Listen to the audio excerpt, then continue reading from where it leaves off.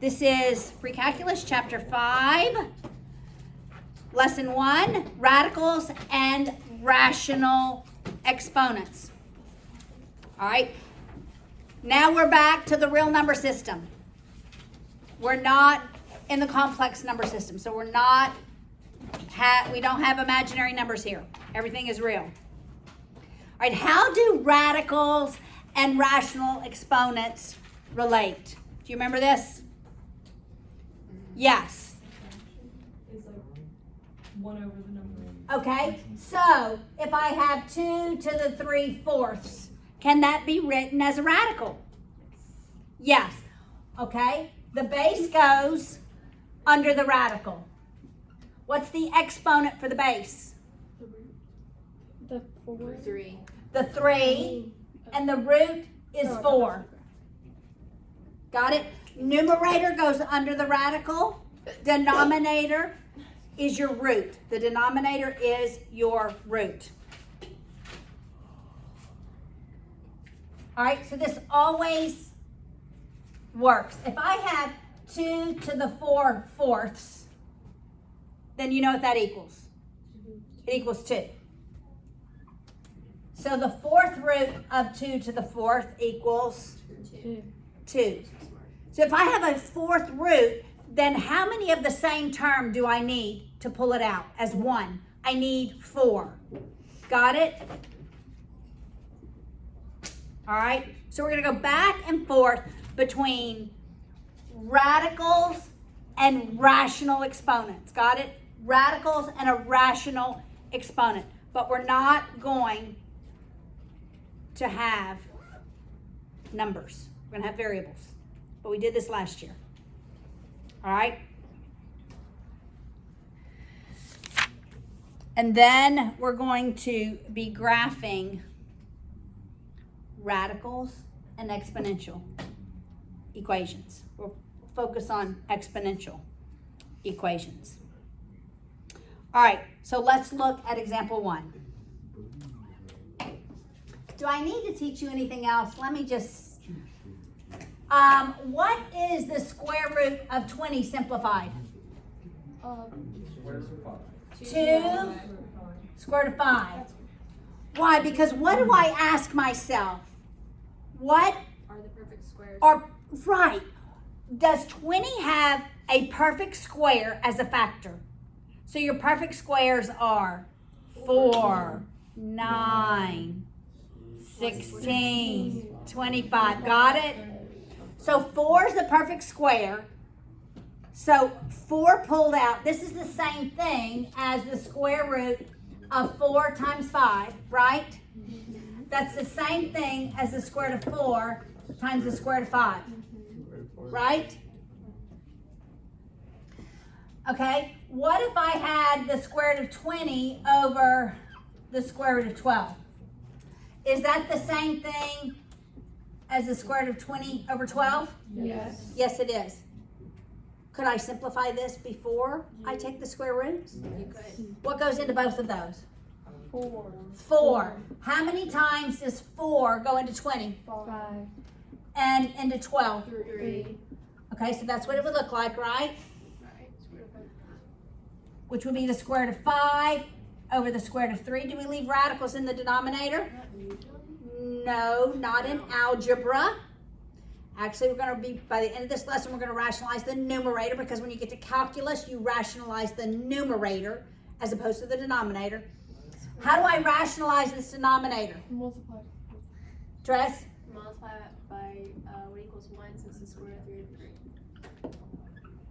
3. Okay. What if I had, all right, that's good. That rationalizes the denominator. All right, so let's work through example 1.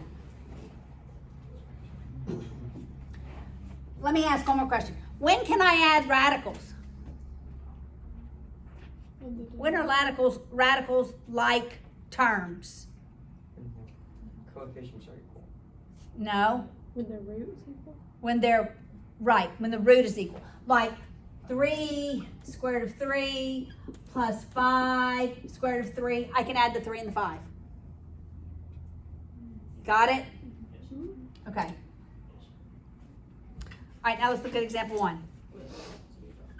Square root of 8 times square root of 12. First thing I want to do is simplify each term before I multiply. All right, so what's the square root of 8? 2 square root of 2, and 12 is 2 square root of 3. How do I multiply radicals? I multiply coefficients and I multiply under. All right, so this becomes 4 square root 6. And then I ask myself, can I simplify square root of 6? And I cannot. There's not two terms multiplied by themselves that give us 6. All right, look at B. Square root of 12 minus square root of 75. All right, we know how to simplify 12. It's what? Is there a perfect square? What is it in 75? 25. So it's 25 times 3. I pull out the 25, it becomes 5 square root of 3. I can combine these, right? Negative 3 square root of 3. Got it? All right, they're just going to get progressively harder. Those are the simple ones, right? Look at C. Now we're the cube root of 8, x to the 6th, y to the 4th. That's the same thing as the cube root of 8 times the cube root of x to the 6th times the cube root of y to the 4th. It's the same thing. Got it? What's the cube root of 8? It's a perfect cube. What's the cube root of x to the 6th? X to the second. That's right, it would be x to the 6 thirds. So it's x squared. What can I pull out here? 3 y's become y. What's left under the radical? Or y to the 4/3. Yes. Yeah, wouldn't you put y to the 4/3? But doesn't that make like? That's what we used to do. Right, I'm pulling out as much as I can. But would it make a difference if we just put it to a fractional power? This is how I want the answer. Okay. This is how I want the answer. Got it? I want you to pull out as many as you can. Leave under the radical what you can't pull out. Got it? We're not merely going from radical to a rational exponent. We're simplifying. Do you see the difference? The instructions would not be convert this radical to a term with a rational exponent. It's simplifying. So we're simplifying these. Got it? I pull out 3.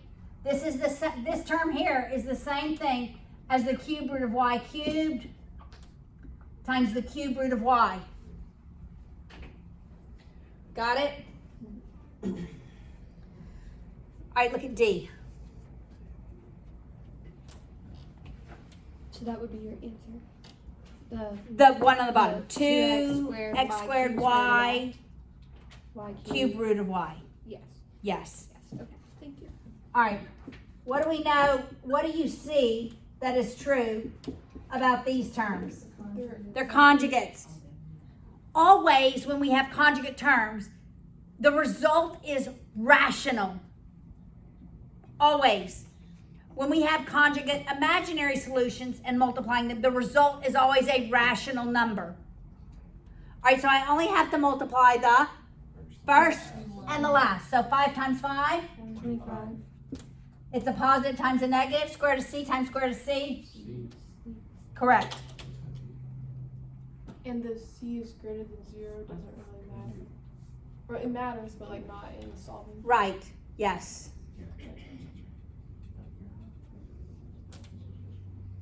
Not in the solving. All right, got it? Now, example 2 is using your calculator. I think I don't need to teach you how to use your calculator, right? You just put 40 caret top 1 divided by 5. Okay, you can do that. All right, we're not gonna work that one. Got it? You can work those. Now we're gonna go to rational exponents. So I'm on the top of page 330. We've already practiced how to go between a rational exponent to a radical and from a radical to a rational exponent, right? So on the top of page 330. You see that? So if I have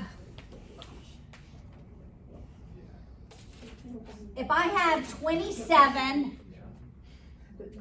everybody look. If I have 27 to the 2/3, I can see this many ways. I can see this as the cube root of 27 squared.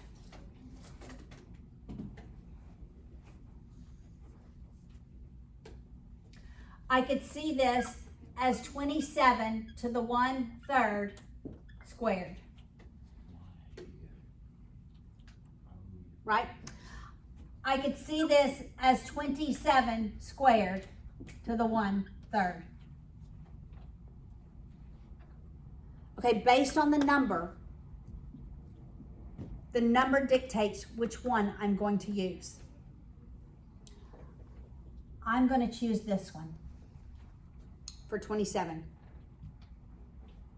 Because what does inside the parentheses say? Cube root of 27. And what is the cube root of 27? This is just 3 squared. You got it? So it depends on the number. No, this is Miss Haley made up. I just made this up.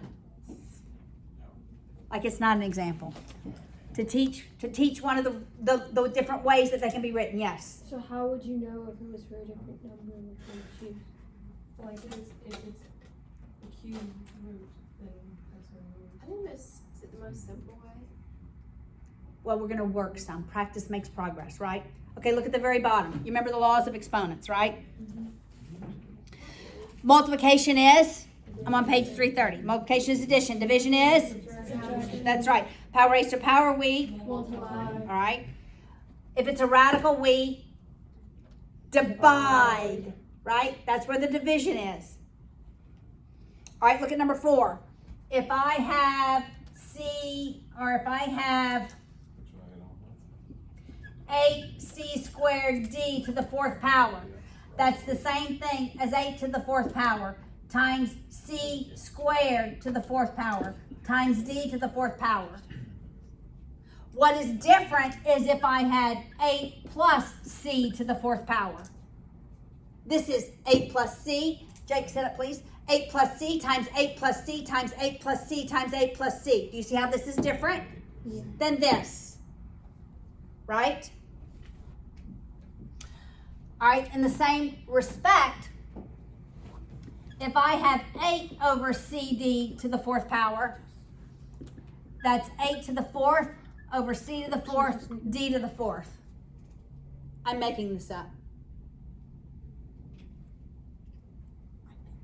All right, what if I had 8 cd to the negative 4th? I take the reciprocal and change it to positive. This equals cd over 8 to the positive 4th.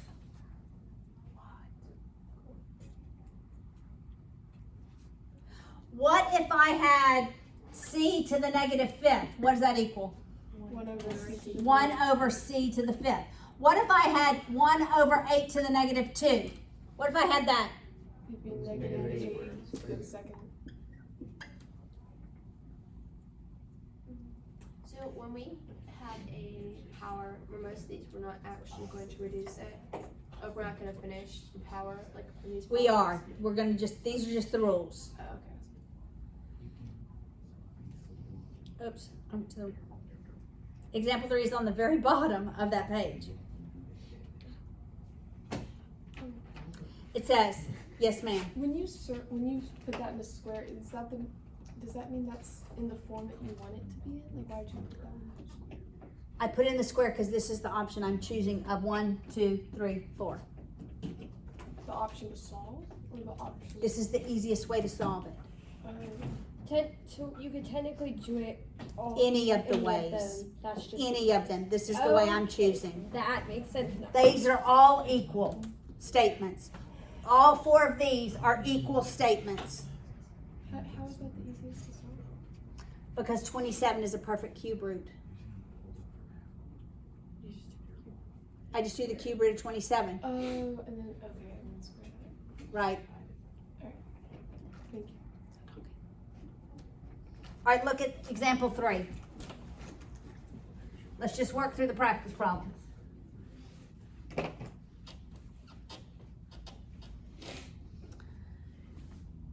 All right, we have 8 r to the 3/4 s to the -3 raised to the 2/3. We only want to use positive exponents, all right? Did they say no rational exponents? No, they simply said positive exponents. All right, so each one of these terms is raised to the 2/3. So that's 8 to the 2/3. Power raised to a power we, Multiply. 3/4 times 2/3 1/2. is 1/2. And s raised to the, yeah, -2. Can I simplify? Let's just look at 8 to the 2/3. Okay, this is what I'm asking myself. Do I want to square 8 before I take a third of it? Or do I want to do the third, the cube root, before I square it? 8 is a perfect cube. So it's 8 to the 1/3 squared. Do you see how I decided which way I wanted to go? So, like, would it be wrong if it was 8 to 2/3? Yes, because it can be simplified. Can I simplify r to the 1/2? No. I don't know what r is, but all of my values I can simplify. So this is 2 squared, which is 4. 4r to the 1/2.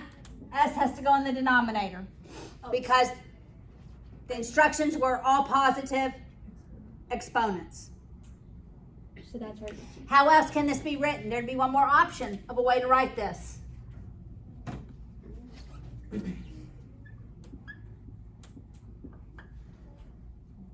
I could write it like that.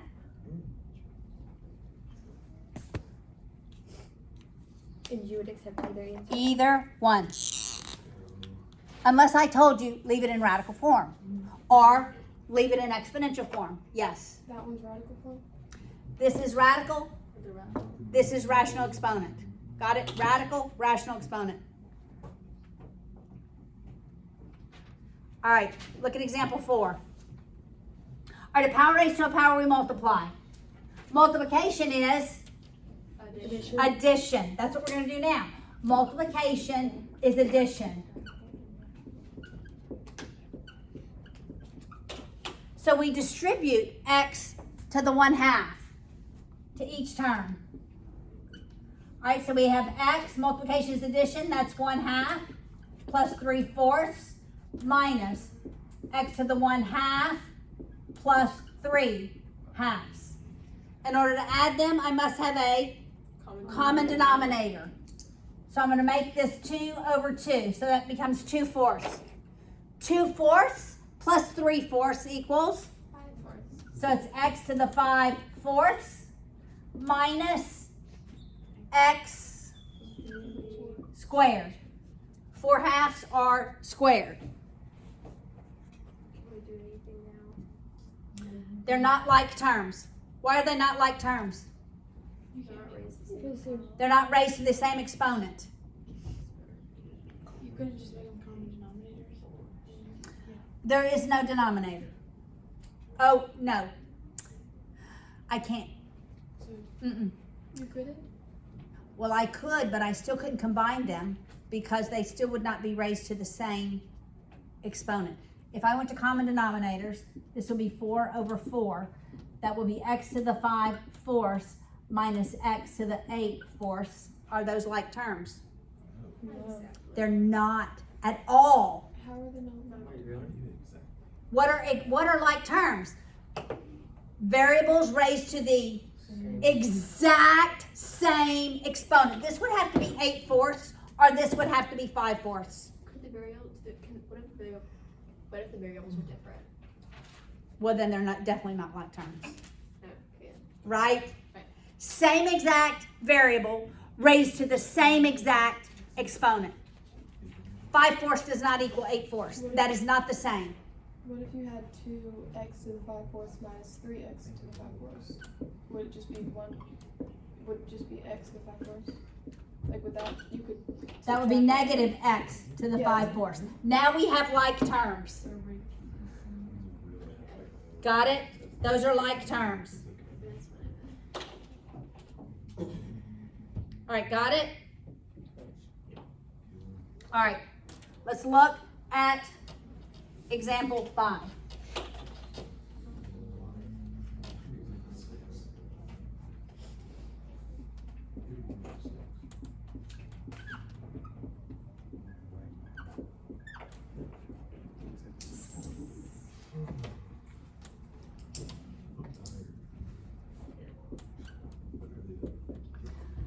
All right, the first thing I'm going to do is eliminate parentheses. So the first parentheses can simply be eliminated. It's raised to the first power. But now the second one, a power raised to a power we. So this is x to the Negative 2 and y to the negative 14 over 4 is negative 7 over 2. negative 7 halves. Our negative 14 over 4, which simplified is negative 7 halves. Any like variables? No. Wait. This is multiplication. The last problem was addition. No. When we have multiplication, we're only looking for like variables.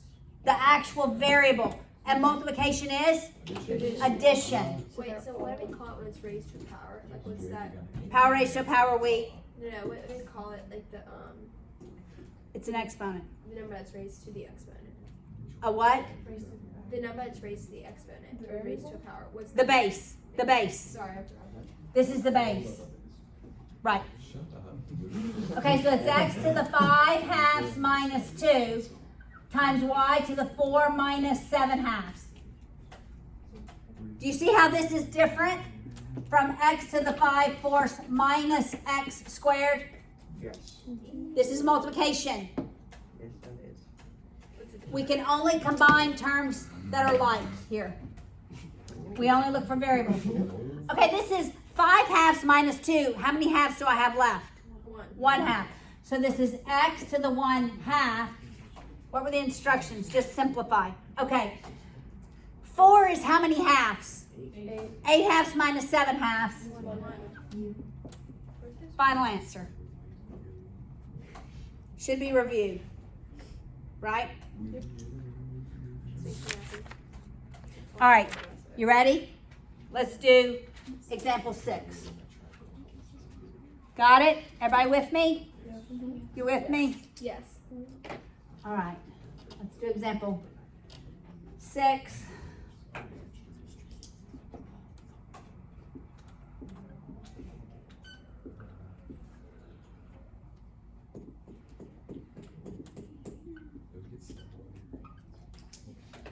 Okay. How do I simplify this first radical? Hey, right here. How do I simplify this first radical? Okay, this is going to go in parentheses. What's it going to be raised to? The 1/10.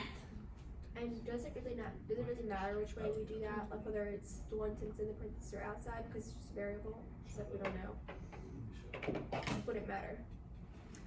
Well, it does follow the rule of power raised to a power, so it does matter. But I mean, if it was like c to the 1/10 to the 5k, That's the same thing. That is the same thing. so it doesn't in that case. Right, but this is That's how it's written. More proper, right? But even though you're gonna get the same answer, yes. So when we have a rational exponent, so that's what I would do, like if I have rational exponents, then I decide what do I want to go inside the parentheses, what do I want to go outside. If I'm going radical to exponential, I'm always doing what's underneath and raising it to the power. All right? So what goes in here? C to the negative k over 2, or negative 1/2 k, same thing. Raised to the what? 1/2. Okay, so power raised to power we multiply. So 5k over 10 or k over 2. And this becomes negative k over 4. And Multiplication is Addition. addition. Can I add those? yeah. Absolutely. All right, so this is c to the k over 2 minus k over 4.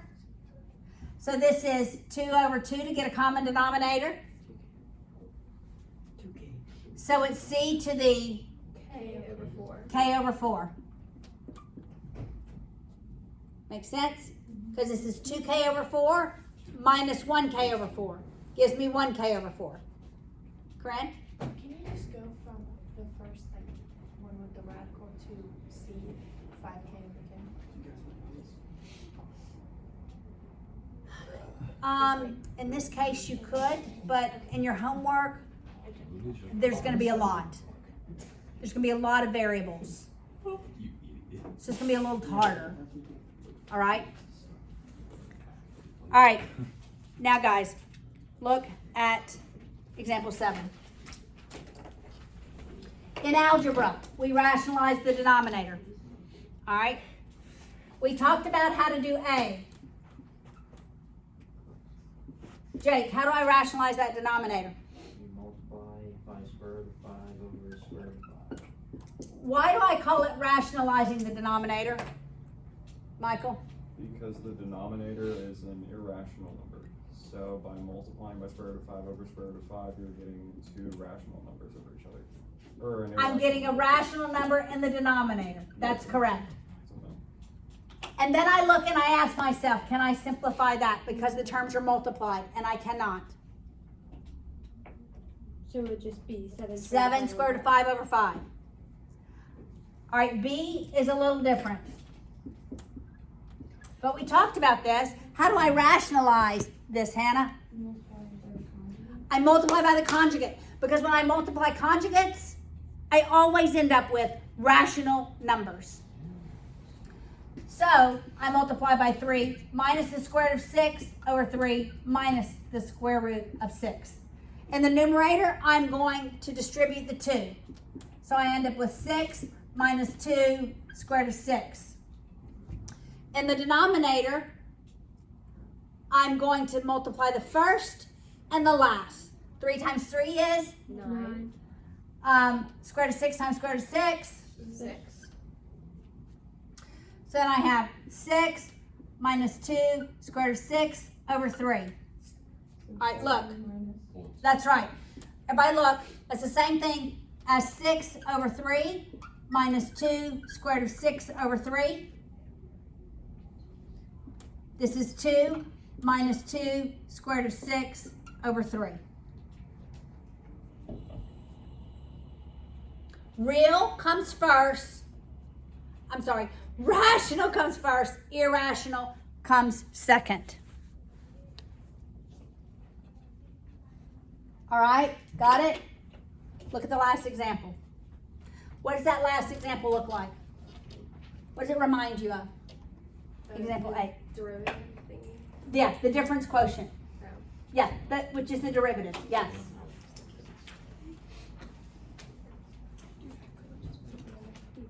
So it's the square root of x plus h minus the square root of x all over h. Okay, we're going to rationalize the numerator. How did we rationalize the denominator a minute ago? We multiply by the, Conjugate. okay? So how am I gonna rationalize the numerator? I'm gonna multiply by the, Conjugate. what's the conjugate? Square root of x plus h plus square root of x.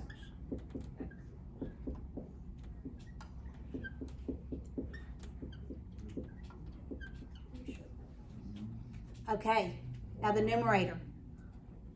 X plus h, x. That's right, x plus h is gonna be the first term, minus x. Oh, that's cool. I'm not gonna distribute the denominator. Sorry, let's work for me. I don't think we're gonna cancel the. Okay, Think about it. we're always not going to distribute the denominator. Always, got it? Because this ends up being h over h times, Oh, shoot. Oh, no, it's good. Read the line. Well, to rationalize the numerator, wouldn't you just like flip it? And minus the h? Like, is that always? Wouldn't Okay. it just be 1 over no, the you're gonna have numerator? numbers. No, they're gonna be more complex. You need to do the work. So it's 1 over square root of x plus h plus the square root of x. That's the final answer. 1. So why do we want to do this? Okay, we're going to do this because we're going to ask the question. Look back at this. We're gonna ask the question. If I look, when h is 0, what's the value of x? Well, can I put 0 in for h? That makes it undefined. So when I rationalize the numerator, now I have a value, right? And if h is 0, what is this? If h is 0, It's 2 square root of x. But like, so I'm gonna have a real number. it won't always be rationals though, like irrationals. Well, you can do this if h is 0, like no matter what though, right? No, because in the difference quotient, you can't. Because at 0, this is undefined. I mean, like, if so, yes. So if you say we're gonna plug 0 in for h, but like you have like the normal, like the function of x plus h minus the function of x, you could still kind of do this. No, you can't. Not if you're talking about the derivative, ever. You always have to rationalize the numerator.